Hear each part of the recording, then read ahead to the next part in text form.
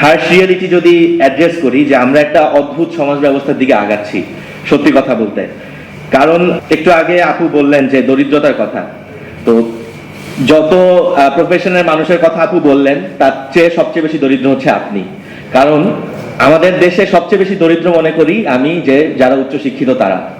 কারণ আপনি একজন রিক্সা চালকও মাসে 20,000 টাকা ইনকাম করতে পারে, একজন মাছ বিক্রি করছেন সেও মাসে 2 লাখ টাকা ইনকাম করতে পারে, তরকারি বিক্রি করছে সেও 2 লাখ টাকা ইনকাম করতে পারে।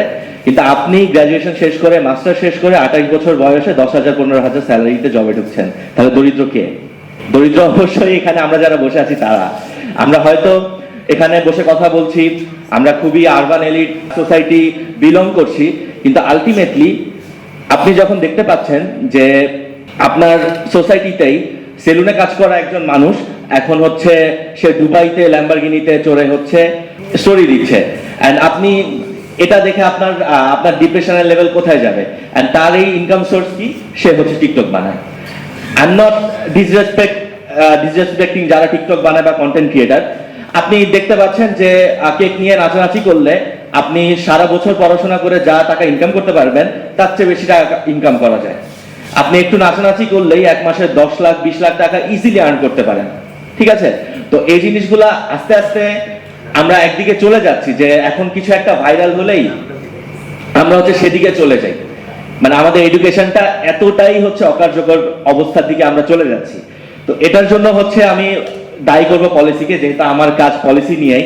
সো পলিসিগত জায়গা থেকে যদি আমরা কথা বলি যে প্রিভিয়াস গভর্নমেন্ট আমরা দেখছি যে মানুষের দোরগোড়ায় যেমন সরকারি সেবা পৌঁছে দেওয়া চেষ্টা করে সরকার, তো আমরা দেখছি যে প্রিভিয়াস গভর্নমেন্ট হচ্ছে আমাদের মানুষের দোরগোড়ায় বিশ্ববিদ্যালয় পৌঁছে দেওয়ার ইনিশিয়েটিভ নিয়েছিল যে প্রত্যেকটা রাস্তার মাথায় একটা একটা বিশ্ববিদ্যালয় থাকবে। মানুষ কেন কষ্ট করে অন্য জেলায় গিয়ে পড়াশোনা করবে, যার যার বাসার সামনে একটা একটা বিশ্ববিদ্যালয় থাকবে।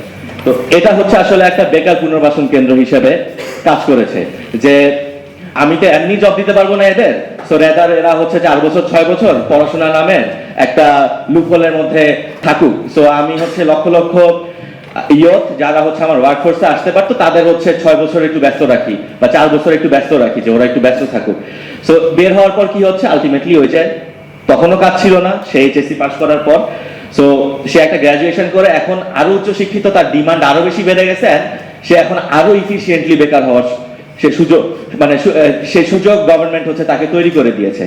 সো এখন কেন হচ্ছে আমাদের এই শিক্ষা ব্যবস্থা, মানে সমস্যার কথা বলতে গেলে অনেক সমস্যা বলা যায় যে কেন হচ্ছে আসলে আমাদের এই শিক্ষা ব্যবস্থা ওয়ার্কআউট করতে পারলো না। আমরা সবাই পড়াশোনা করছি, আমিও পিওর সায়েন্স ব্যাকগ্রাউন্ড থেকে, আমিও একজন ইউএনএ কাজ করছি, বাট আমিও একজন ইঞ্জিনিয়ার।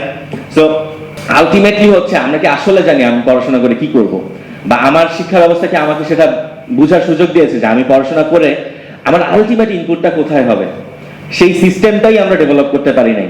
সো 2 দিন আগে হচ্ছে ইকোনমিক রিফর্ম ফোরাম হচ্ছিল, সো এখানে অনেক ইন্ডাস্ট্রি লিডার্স ছিল। সো তারা বলতেছিল যে আমি হচ্ছে আমার ফ্যাক্টরির জন্য যোগ্য কোনো মানুষ পাই না কাজ করার। তো কিভাবে পাবেন আপনি বলেন? সো আমি হচ্ছে আমাদের অনেক রিনাউন্ড একটা কোম্পানি বাংলাদেশে, তার এমডির সাথে হচ্ছে রীতিমতো মানে আমার কথা কাটাকাটির পর্যায়ে চলে গিয়েছিল পরে, মানে অফ দ্য রেকর্ডে।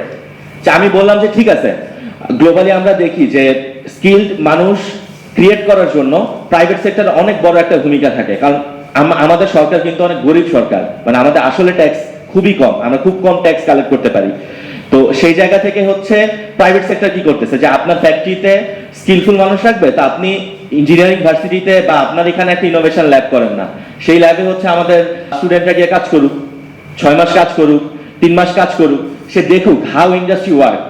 কারণ রিয়েলিটি ইজ আমরা যে সায়েন্স পড়াশোনা করি আমাদের স্কুল অ্যান্ড কলেজ লেভেলে, এটা 1800-1900 সালের সায়েন্স ভাই। সো এটা আমি ধরে নিলাম যে না ঠিক আছে, যে এটা টু সাম পয়েন্ট রিলিভেন্ট, যে বেসিকটা শিখে আসুক। আমি ভার্সিটিতে গিয়েও যে টেকনোলজি, আমি ইঞ্জিনিয়ারিং ভার্সিটিতে বলেছি, আমি পাবলিক ইঞ্জিনিয়ারিং ইউনিভার্সিটিতেই পড়েছি। সো আমিও তো দেখতেছি যে আমি যে মেশিন নিয়ে কাজ করি এটা মেড ইন জিঞ্জিরাতে যে মেশিনগুলো ইউজ হয় সেই মেশিনগুলোও ওখানে হচ্ছে নাই। তো আলটিমেটলি আমরা খুবই পুরানা টেকনোলজি নিয়ে পড়াশোনা করতেছি, এবং এটা খুবই মানে অবভিয়াস যে আমি আনস্কিলফুল এবং এখনকার মার্কেটের জন্য যোগ্য হিসাবে বের হব না। তো সেই জায়গায় প্রাইভেট সেক্টর কি করতেছে? প্রাইভেট সেক্টরও কিন্তু পরে তারা বললো যে ঠিক আছে আমার তো টাকা নেই, ঠিক আছে। তো ওই সরকারের দোষ দেওয়ার সময়, রাষ্ট্রের দোষ দেওয়ার সময় আমরা সবাই আছি, বাট সবার যখন টাকা খরচ করতে হবে সেই জায়গায় হচ্ছে আমরা নাই। তো সময় শেষ হয়ে গেছে, আরেকটু যদি কথা বলি আমি যে হেলথ এনভায়রনমেন্ট নিয়ে, হেলথ আর এনভায়রনমেন্টে যেটা আমরা এগুলো খুব পরে গিয়ে চিন্তা করি। এনভায়রনমেন্টের ইস্যুটা হয় যে আমি একটা বিল্ডিং বানাই, তারপরে বলে হ্যাঁ আমি তো পরিবেশের ক্ষতি করে ফেললাম, এখন কি করা যায়। পরে হচ্ছে ওভারব্রিজের উপরে গিয়ে গাছ লাগাই। এরকম হচ্ছে আমাদের উন্নয়ন, মানে এনভায়রনমেন্ট রিলেটেড। সো আমরা এনভায়রনমেন্টের ইস্যুটা সবসময় ডেভেলপমেন্টের করে চিন্তা করা উচিত, যে একটা প্রজেক্ট নিলাম আমি, প্রজেক্টটা প্ল্যানিং ফেজেই আমি এখানে আমার ইকো ফ্রেন্ডলি হলো কিনা প্রজেক্ট সেটা চিন্তা করা উচিত। আই থিঙ্ক হচ্ছে সামনে যে গভর্নমেন্ট গুলো আসবে এটা তারা চিন্তায় রাখবে, এবং অলরেডি আমরা অনেকের কাছে শুনতেও পাচ্ছি। তো আলটিমেটলি হচ্ছে আমি লাস্ট 30 সেকেন্ড যদি, বা আমাকে যদি আরো 30 সেকেন্ড সময় বাড়িয়ে দেওয়া যায়, আমি একটা কথা বলবো যে আমরা রাষ্ট্র আর সরকার কিন্তু আলাদা। রাষ্ট্র হচ্ছে একটা সিস্টেম যেটা হচ্ছে সবসময় কন্টিনিউ করবে। এন্ড সবচেয়ে কষ্টকর জায়গা হচ্ছে যে সরকারের স্বৈরাচার আমরা হাজার হাজার বার পতন করতে পারবো, হাজার হাজার বার আমাদের মানুষ রক্ত দিবে, সেটা নিয়ে কোনো সমস্যা নেই। কিন্তু রাষ্ট্রতে যে ব্যুরোক্রেটিক স্বৈরাচার আছে এটা আমরা কোনো দিন সরাইতে পারি না, এবং আমরা জানি না আমরা সামনেও সরাইতে পারবো কিনা। তো আমরা কোনো সিস্টেম ডেভেলপ করতে গেলেই হচ্ছে পলিসি অমনি বানানো হয় যাতে হচ্ছে আমাদের সম্মানিত সচিবরা এখান থেকে কিছু ধান্দা করতে পারেন, এবং এমন ভাবে আমরা সিস্টেম সাজাই যাতে আমরা কখনো স্বনির্ভর না হই। আমাদের সবসময় বিদেশ থেকে জিনিস আনতে হয়, আমাদের সবসময় হচ্ছে একটা ওয়াশরুম বানাইতে হইলে কেমন ওয়াশরুম বানানো উচিত এটার জন্য আমি কোরিয়া যাইতে পারি, ইউএসএ যাইতে পারি। তো আমার সিস্টেম অমনেই ডেভেলপ করা, তো ওই জায়গাটাই হচ্ছে কাজ করা অনেক জরুরি। আর এই যে রিফর্ম হচ্ছে, আমাদের রিফর্ম কমিশন বসে বসে সারাদিন পাওয়ারের কথা বলতেছে, বাট আমরা এখানে আমাদের শিক্ষা সংস্কার কমিশন হলো না, স্বাস্থ্য সংস্কার কমিশন হলো না, কৃষি সংস্কার কমিশন হলো না। তো এগুলাতে আমরা একটা ন্যাশনাল ইউনিটিতে যাইতে পারতাম, যেটা আমাদের প্রিভিয়াস রেজিম থেকে বের হয়ে হচ্ছে একটা সুন্দর ফিউচারের দিকে আমরা যাইতে পারতাম। সো আলটিমেটলি আমি শেষ করবো একটা লাইন দিয়েই, যে আমাদের আসলে কোনো চেঞ্জ হবে না যদি আমাদের যারা বিভিন্ন জায়গায় কাজ করতেছে সরকার থেকে শুরু করে ব্যুরোক্রেসিতে তাদের নিয়ত ঠিক হয়। সো নিয়ত ঠিক করাটাই হচ্ছে আসলে আমাদের কোর থিং বলে আমি মনে করি।